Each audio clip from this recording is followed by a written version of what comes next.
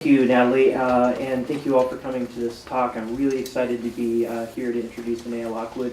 And I do want to thank the Music Department, Art and Design, and the Art and the Dean's Office, particularly to Michael O'Driscoll, who invited me to be on the committee to be involved in putting together a speaker series for media studies.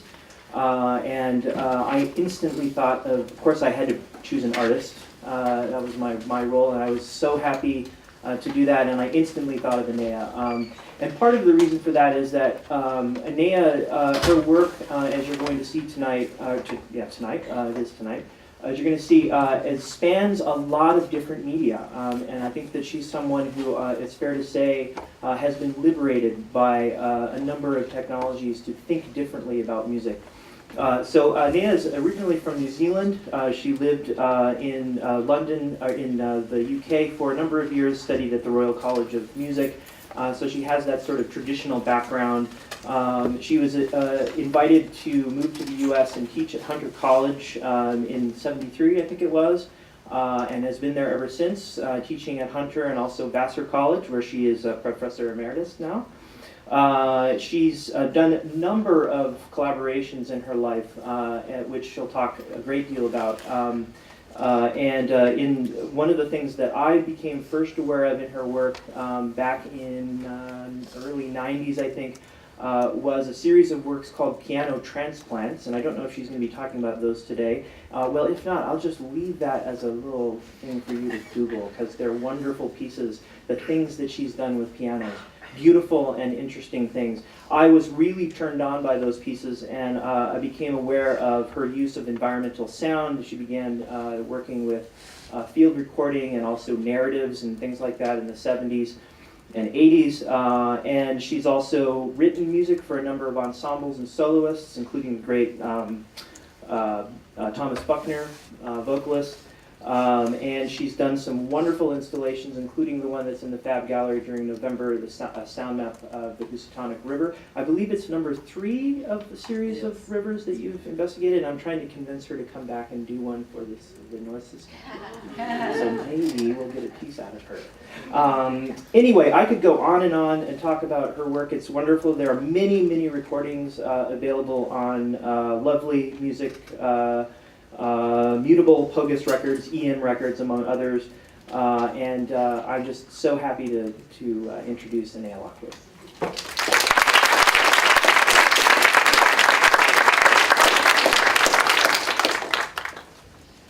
Thank you so much, Scott. That was undeservedly wonderful. Thank you. Not to mention comprehensive. I'll take this opportunity to just step up and remind everyone to please turn their phones off if they haven't. And I know that some people need to leave early. That's because there's classes that start at 6. If you do, please try and use the side door quietly, because it bangs if you don't. It can gently coax it closed. Thank you. Thank you very much, Grace. Well, good evening. Wonderful to be here. I'm having a great time already, and I only arrived last night. And I want to extend my warmest thanks to Scott Smallwood and to Blair Brennan and to the 3 departments involved for bringing me here. This is a treat for me. I used to joke that I lived by my ears because I had weak eyesight. And in fact, I wrote a piece entitled Ear-Walking Woman for piano some time ago. I think of myself as walking by my ears. So, audio technology has been at the center of my work for a long time, and I feel really lucky to have been born at a time when access to it was becoming democratized, moving beyond the domain of specialists and special studios, so that by the time I was coming of age as a composer in the mid-1960s, there was a wonderful ferment of experimentation brewing. It was a wide open field, experimentation in equipment design, in musical language, and especially in the range of sound sources a composer could draw on, a range which expanded exponentially then, and continues to do so now, and is the aspect which most liberated me. And the microphone in particular has been my greatest enabler. It allows us to discover the fine, lively details of a sound such as this, details which are lost when you listen to them purely acoustically. This small clip lasts for about 1:30. And after you've heard it, I'll tell you what it is.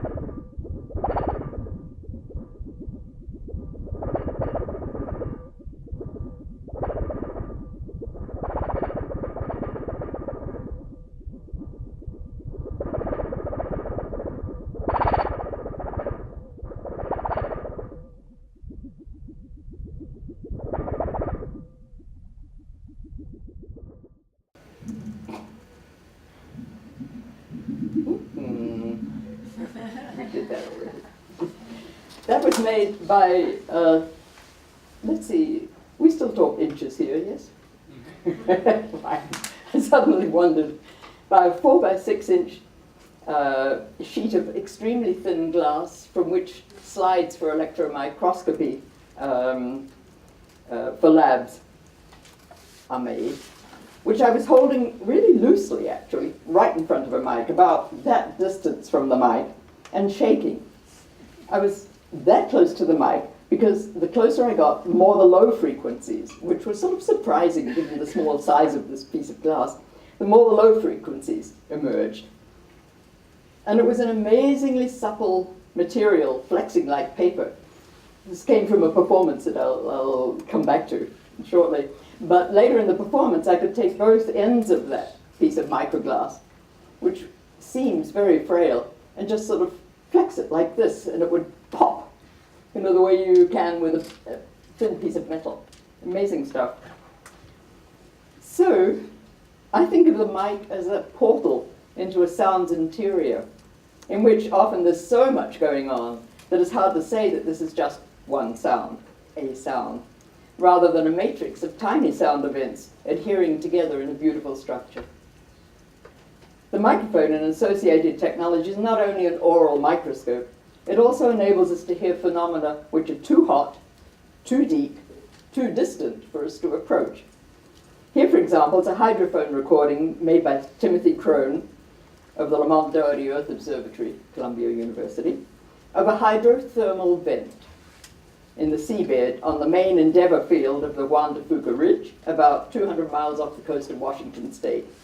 Hydrothermal vents are formed when seawater seeps down through the seabed, picking up minerals and tremendous heat from the Earth's crust, and then gushes up again at temperatures greater than 350 degrees centigrade, extremely hot.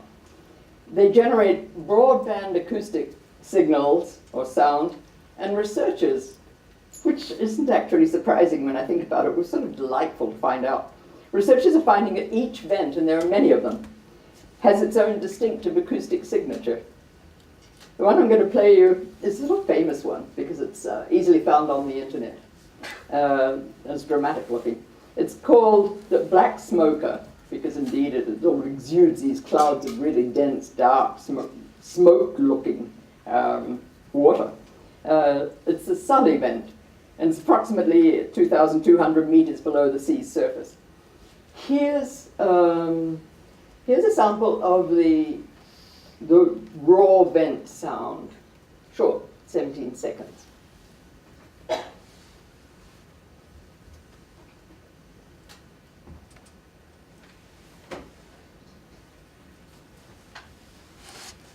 Here we come.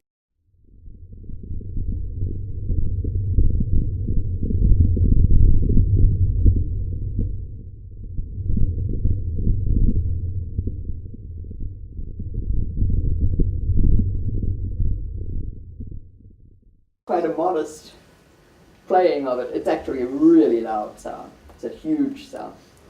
And here are several of that sound's harmonics extracted from it, from that sound mass you just heard by very fine filters. It's a mix of several of them.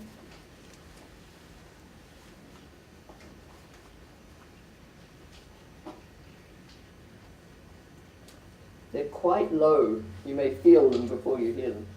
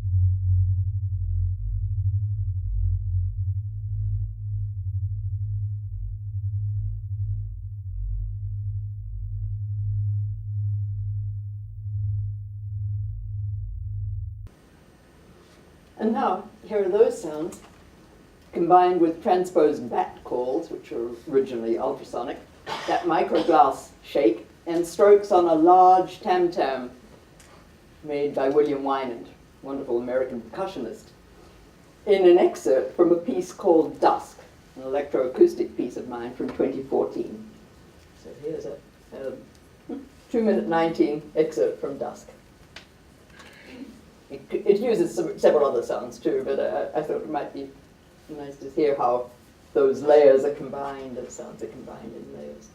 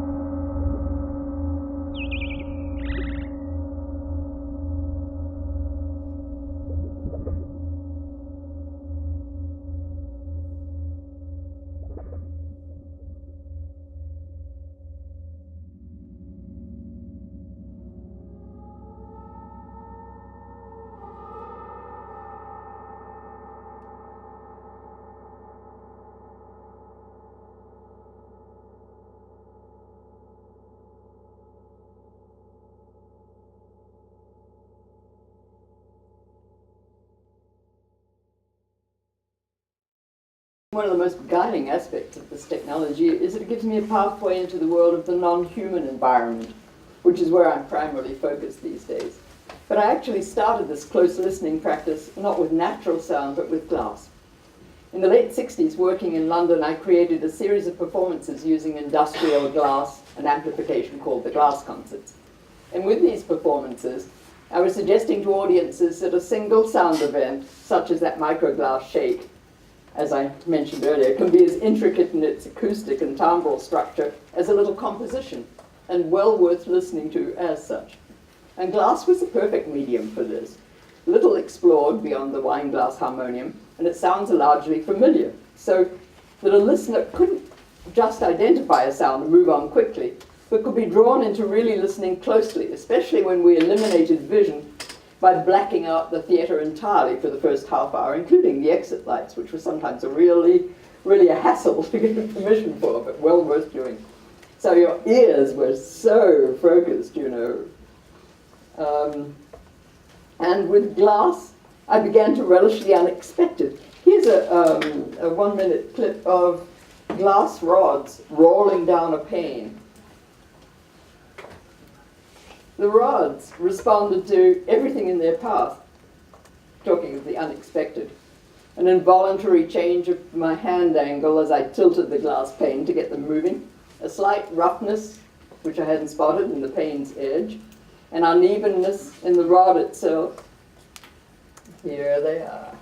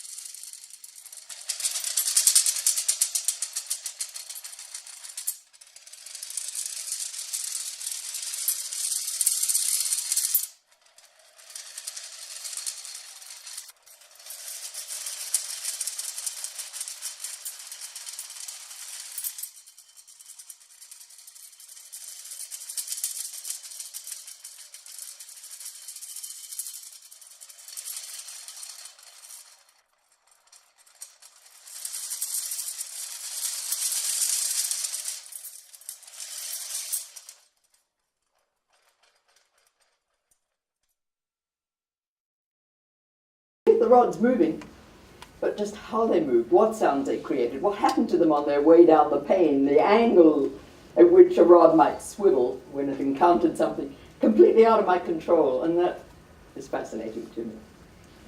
It's also what's drawn me to making improvisation scores for performers. I often give performers a collection of materials to work with, like a basic vocabulary. They run with it, or them, and how that exploration unfolds is unpredictable and exciting to me. So, for example, a piece called Jitterbug, composed in 2006 to 2007 for the Merce Cunningham Dance Company for their core musicians, Takahisa Kasugi and John King. They're superbly accomplished improvisers, and Takahisa doesn't much like playing written scores. So, one way or another, I decided I had to give them some sort of new challenge, something they hadn't encountered before. That ended up consisting of a series of high-resolution photographs of beautifully striated and marked rocks, to be read as graphic scores, and 6 pre-recorded episodes, which incorporated underwater recordings I made in a river, the Flathead in Montana, near where the rocks came from, up near Glacier Park, in fact. The players choose which rocks to play, there are 6 of them, as I said, and then interpret each image. For example, here's one that they really like. I mean, their choice. I just give them all 6 rocks on 11 by 17 sheets, and they decide which ones they're going to use.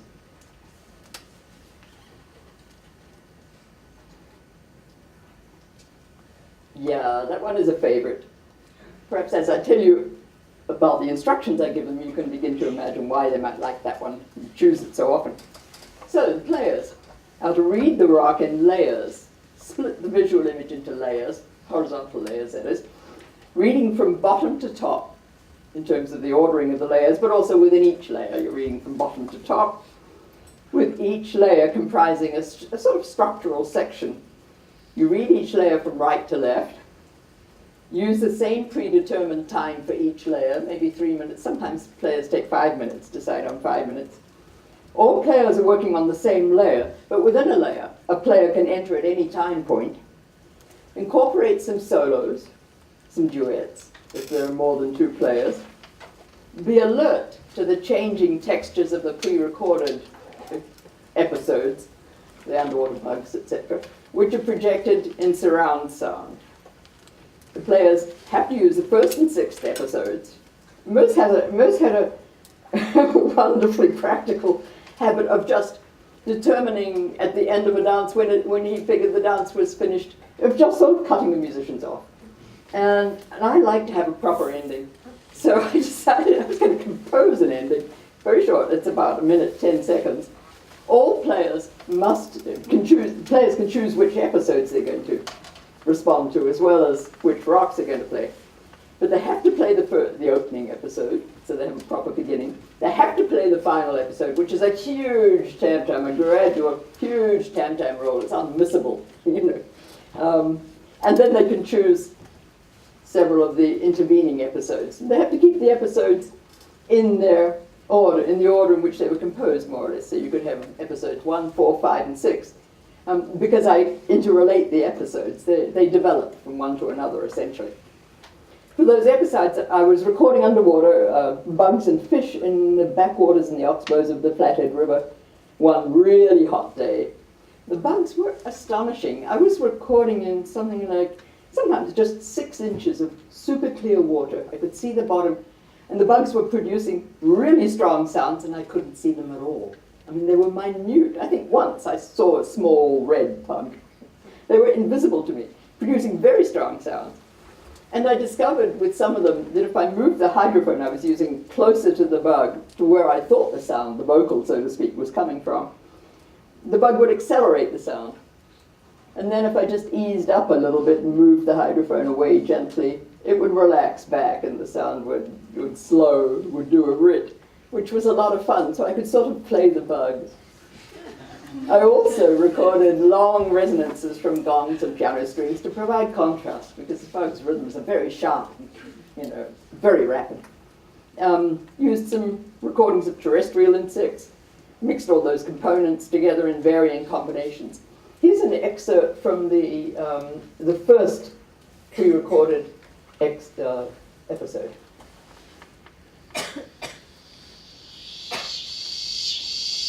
Those are terrestrial crickets.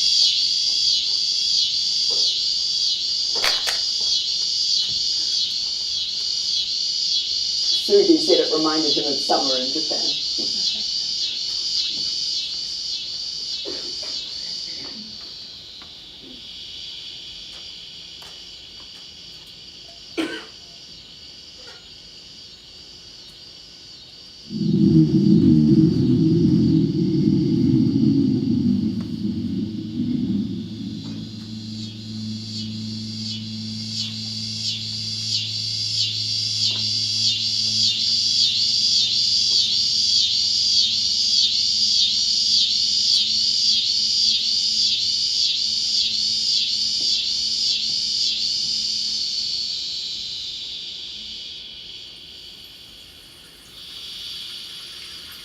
That's the start of the underwater recording.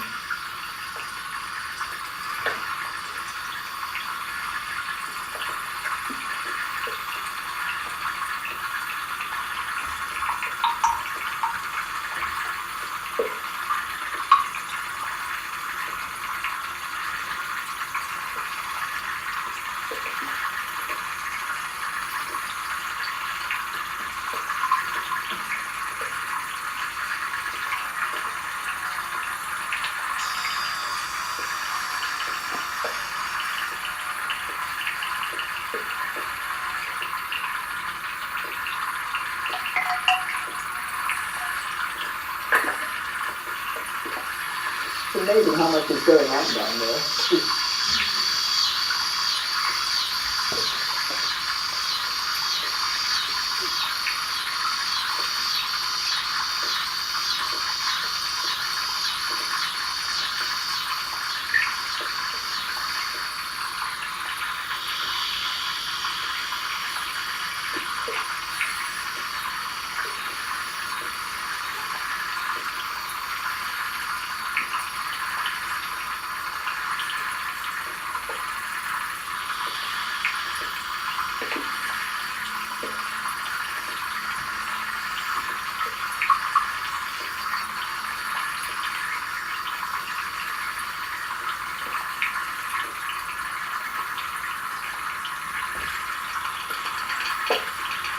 This is the bug that accelerates in width.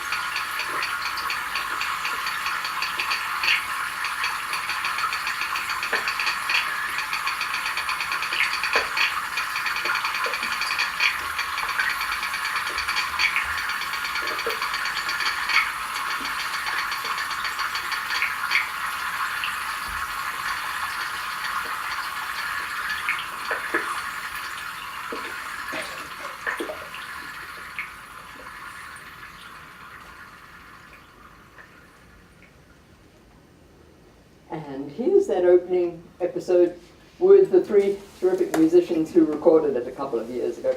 John King on viola, electric guitar and processing, William Wynant on percussion, and David Behrman on psalter, zither, a rattle, and processing. It's just a bit over 3 minutes.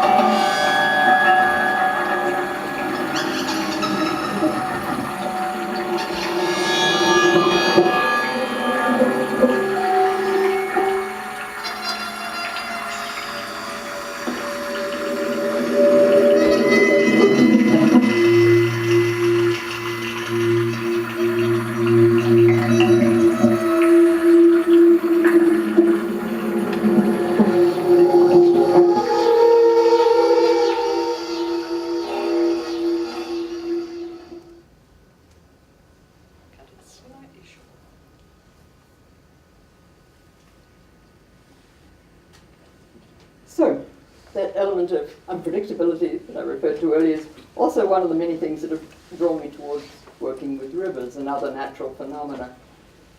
In New Zealand, a mountaineer's daughter, I grew up with an awareness of wild rivers, and I loved listening to them, feeling them on my body. By 1970, I was concerned to learn all I could about the many ways in which sound affects us physiologically, feeling that as composers, we should be more aware of how we're infiltrating our listeners' bodies. We're putting all this sound into your bodies. I thought we should at least be a little aware of what we were up to. Something that Pauline Oliveros was also probing at that time. It was the start of our long friendship, lots of letters back and forth, and information flowing back and forth. Anyhow, I remember reading then that an old Peruvian therapy for mental illness included taking people to riverbanks for a day, that the sounds of moving water were held to be particularly helpful. And this, I just recently learned, and I think is really lovely, water channels were carved into the floors of a hospital built by the Seljuks in eastern Anatolia in 1228 to 1229 in such a way that the flowing water moving through the floor created pitches and rhythms specially designed to ease mental patients. Isn't that? And it sort of blew my mind. I thought, that is extraordinarily sophisticated and beautiful and subtle, and wouldn't you like to live with that? So, these interests got me recording streams, springs, rivers, and by 1982 I was recording the Hudson River from the headwaters down to the Atlantic, making a sound installation titled A Sound Map of the Hudson River for the Hudson River Museum in Yonkers, New York. That was a stereo installation with separate listening station at which, through headphones, you could hear interviews with people who had direct physical experience of the river's currents and considerable power. A major aspect of that river, of course, which isn't available to most New Yorkers, for whom the river is very much a visual, very much beloved, but very much a visual phenomenon. As with my later river installations, it included a wall map with all the recorded sites marked together with the date and time of recording and the time at which each site played in the running of the piece, and you'll see that with the Housatonic downstairs. I love the process of choosing a site. It's one of the great pleasures, right, for any field recorders. Sitting very still on a log or a rock, recording the intricacies of water motion, listening down through the layers of texture, which takes time, right? I find I hear a sort of generalized sound field, and then I just keep listening, and little by little I pick up more and more details, and it feels like listening down through the sound. And then going on down the river and gradually exploring how the river unfolds as it carves its way downstream. So 20 years later, in 2001, feeling a longing to experience those pleasures again, and having just retired from teaching so that I could spend a lot of time on the Danube when I needed to, I decided to make a sound map of the much longer Danube, which is 2,888 kilometers approximately, which took about 4 years of journeys back and forth, a lot of trips from 2002 into 2005. And then in 2008, I was asked to make a sound map of the beautiful little Housatonic River, a river which Charles Ives loved. It flows out of the Berkshires in Massachusetts, down through Connecticut into Long Island Sound, and it's downstairs. That's the point. Both the Danube and the Housatonic installations are multi-channel, so you're surrounded by river. In each, there's a large wall map and a time display, so you can, as with the Hudson, locate the site that you are listening to and get some sense of the topography of the area. No video or other projections are used. The focus is entirely oral. But these are not documentaries. I skipped vast segments of the Hudson because they were controlled by weirs and small local dams, and the river was quiet. And they're not documentaries. Rather, these sound maps of mine are designed to immerse you in the phenomenon itself, so that you're not listening to the sounds of these energies, but you're drawn within them. And with this in mind, I often record very close to the water surface, inches away, aiming for maximum presence, placing the mic extremely close when the texture's full of detail, but then pulling out into the wider soundscape when that's rich. Here's one of the Housatonic's 3 sources, Muddy Pond. The excerpt, that's the highest source, the excerpt starts at a small spring which feeds into Muddy Pond, right at the start of the sound map.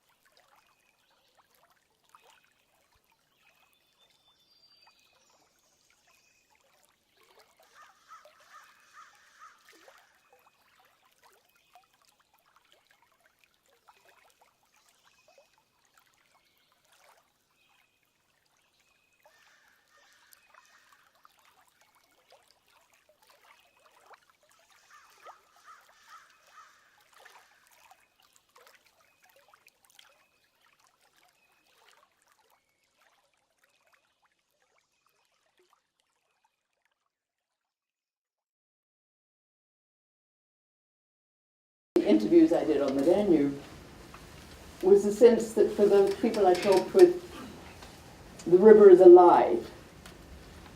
One person after another said it to me, one way or another. And that was something I also came to feel very strongly.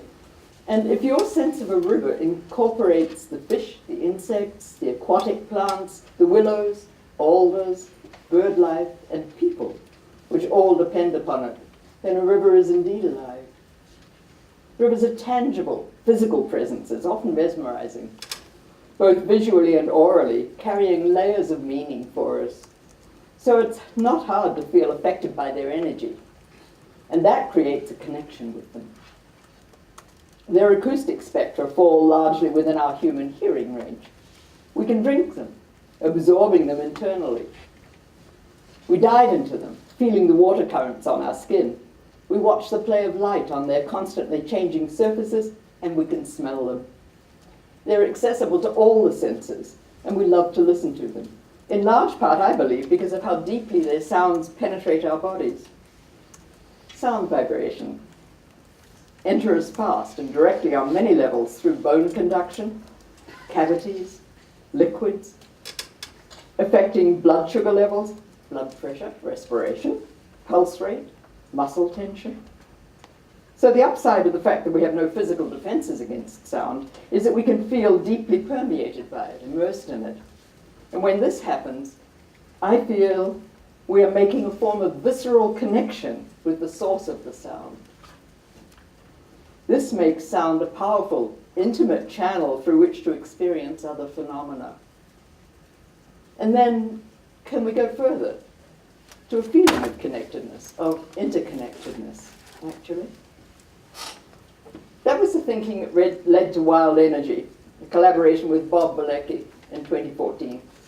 Bob's a superb sound designer and creator of unique instruments, and he's collaborated for many years with Laurie Anderson, Alvin Lucier, Lamont Young, and others.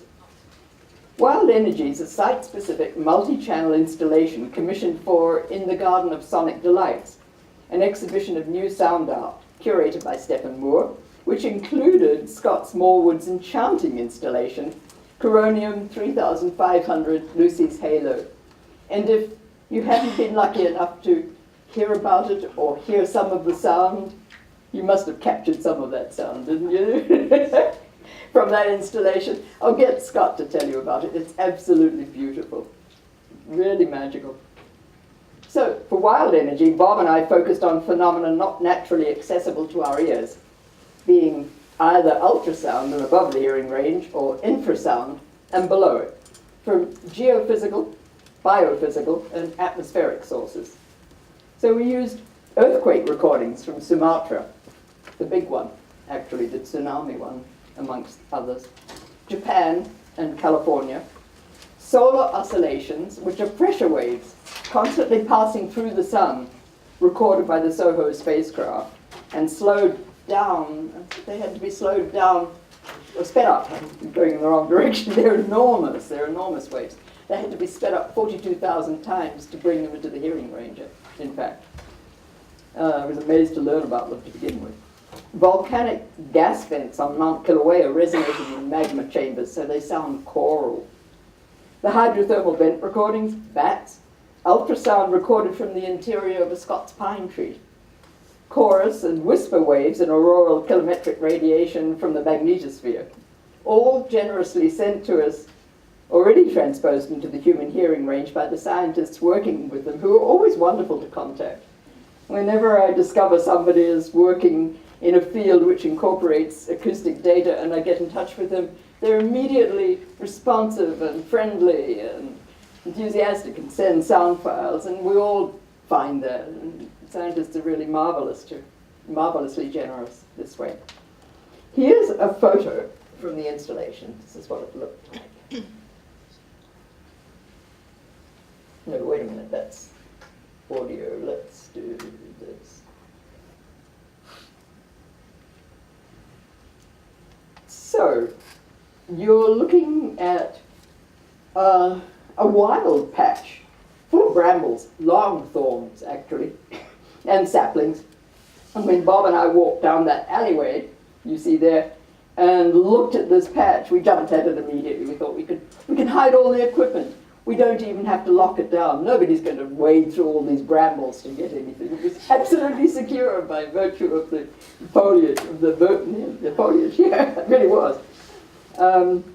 So our equipment was completely invisible, and Bob, we used seven speakers and 3 subwoofers, and Bob arranged them in a wide arc, some closer to the pathway, some more distant. The hammocks were really popular. A sort of comfortable way to listen, and in keeping with the surroundings. But also, and the reason why we wanted them, they were an inducement to listen longer and longer. You get really comfortable, you just keep on listening, right? Some people staying for the full 46 minutes. It was a wonderful site to work in, and I've been wanting to use hammocks in an installation for a very long time, so that was really satisfying. I composed a series of 11 episodes from these sound sources, which Bob then spatialized.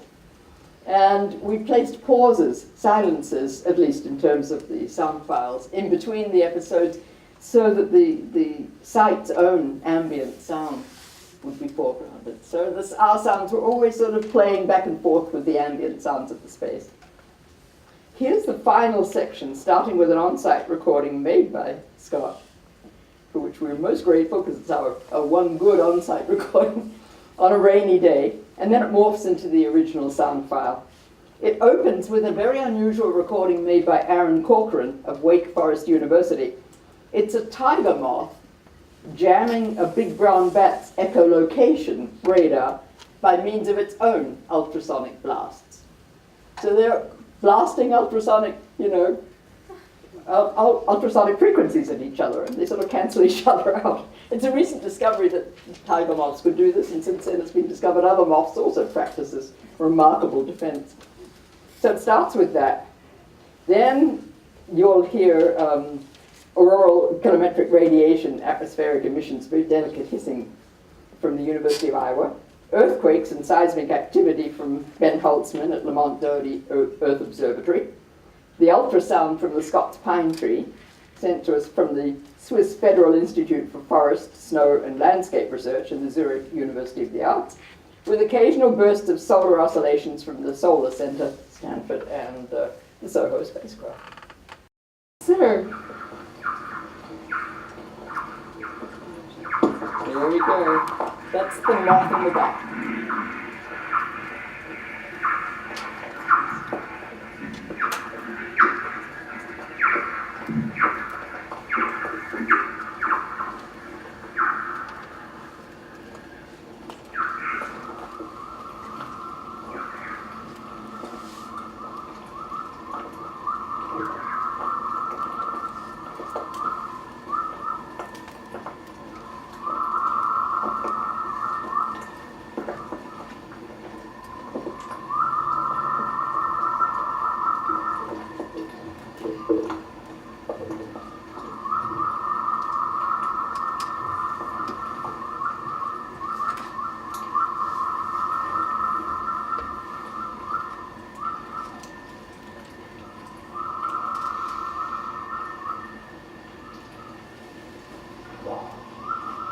That flexing sound is an earthquake.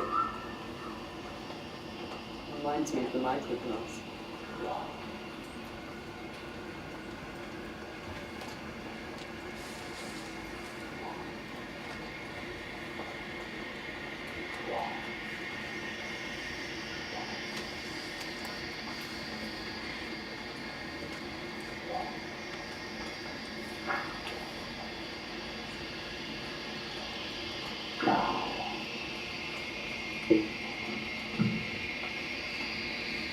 The tree is coming in.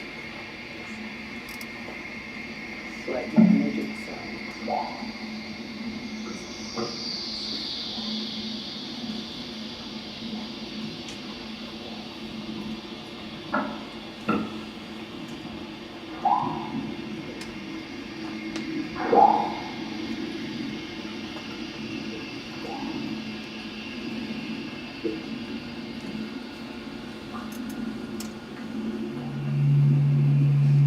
And that's the sun.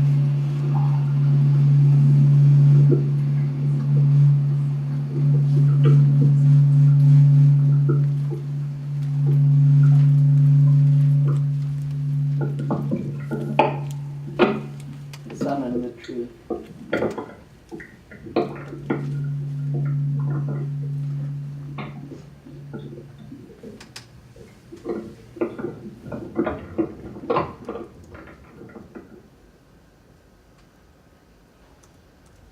So Bob and I hear these sounds forming these sound sources, these energy sources, really, as forming a sort of inaudible web, normally inaudible web through which we move and through which we live and on which we depend.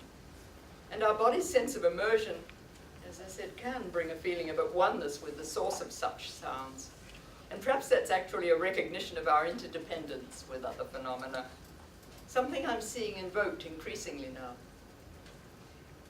Accumulated experiences of deep connection can, I believe, bring changes in how we act in the world as individuals, can bring joy and caring, an antidote to our embedded but eroding sense of the world's phenomena as purely material resources. Timothy Egan once wrote, referring to the demolition in 2011 of 2 big dams on the Elwha River in Washington State, and the joy he felt watching sockeye salmon race upriver once more shortly after the demolition.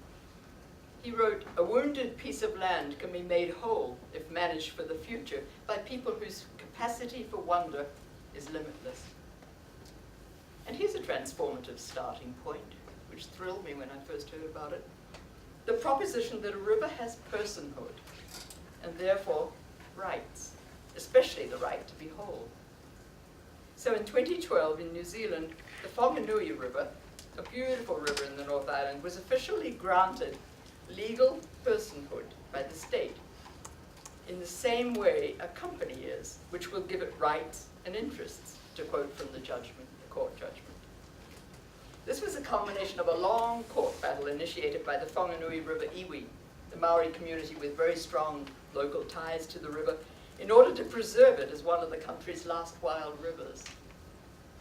And I recently read that in South America, I think perhaps it was Ecuador, which is well in the vanguard in this area, a judge has also ruled that a river has rights, has the right to be whole, and so must be cleared of the mining waste which is choking it, and able to follow its natural course.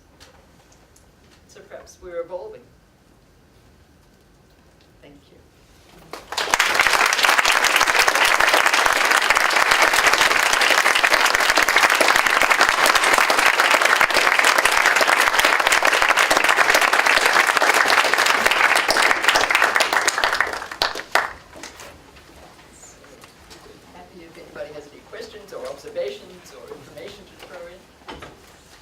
I like the fact that you've come to talk to us in a week when the stethoscope is in the news as possibly fading out of use. Doctors are going to rely more on ultrasound. You've heard about this, perhaps? No, I hadn't heard about Well, that. it's kind of interesting because it's pointed headlines in some of our papers.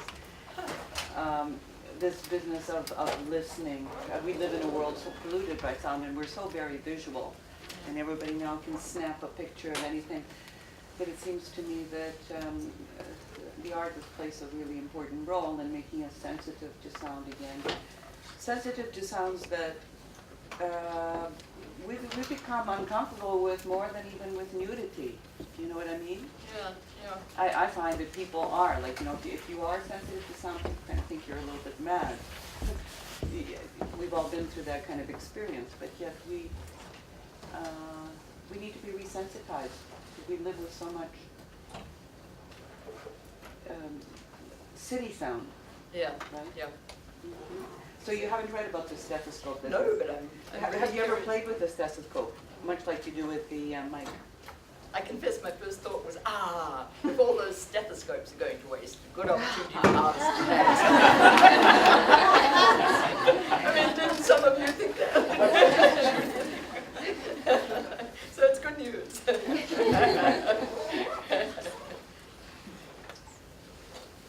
Yeah, I'm just starting to formulate a question, but I'm thinking a little bit about John Cage and his kind of attention to all kinds of sounds, regardless of where they came from. Thinking about the last question, right? And your focus on natural sounds and what the difference between those things would be, right? That's a it's a kind of unformulated question. In terms of the kinds of sounds that, are you thinking, you've got all kinds of sounds here, but are you thinking that some sounds are more important or worthy of attention than others? No, I honestly don't think I think that. I sort of was brought up on silence. Basically, I encountered Cage's book Silence when I was still training as a composer, and that and going to Darmstadt school in the summers really turned my mind back in an old direction in a way, but which I hadn't realized was there, of listening to the natural environment. But no, I think for me, unless a sound is in some way harmful to us, and maybe I should expand that to something, other phenomena as well, I don't think I make a distinction. I'm drawn to the natural environment because I very much want to sense how very much a part of it I am, how much a part of it we all are, intrinsically, willy-nilly, you know, to be increasingly aware of that, and I do it through listening.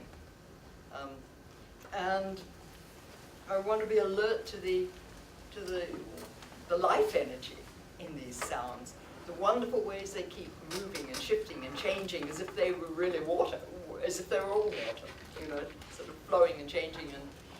And so I keep working, exploring them. I see it as a series of, for me it's a process of exploring.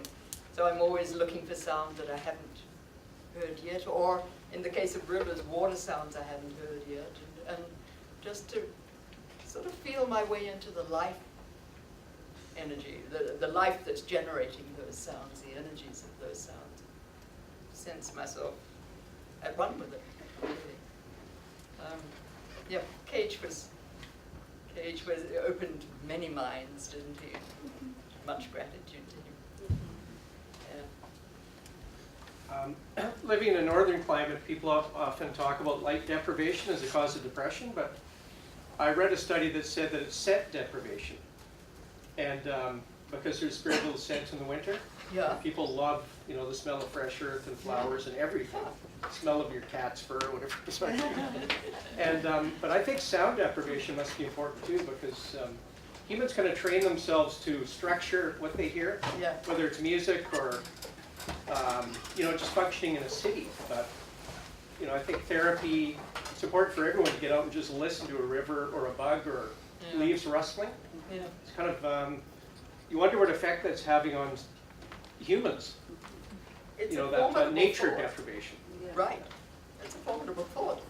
And I think there's a developing practice of sound walks and sound walking, which has been very much instigated in many ways and developed by a very beautiful composer in Vancouver, Hildegard Westerkamp, whose name I see people nodding, which is great to see. She has really created, along with others, the practice of sound walking, which is now being taken up, and many variants of it are being used precisely as very often precisely as a practice, an urban practice. So I have a friend down south who takes groups of people along the canals in New York City, in the boroughs, just sound walking the canals, not expecting to hear water sound, but just to hear the sounds which that environment has drawn to it, and to become aware of them. And yes, indeed, I mean, once we started wearing earbuds to cut out the city sounds, cut out the noise, right? That's a slippery slope, right? And then you find, right, you do find yourself cutting out a lot more than you intend. But once you suggest that, I mean, once you think, it occurs to you to just go outside when you pick up the morning paper, if you still have a morning paper, and just listen to the environment, the audio environment around you at that moment, then you're into it. Then you probably won't backtrack. The sound walking is a wonderful way to reattune yourself to your sonic environment and be nourished by it. sound deprivation, yeah, that's, as I say, a formidable fault. It can be counted, I think.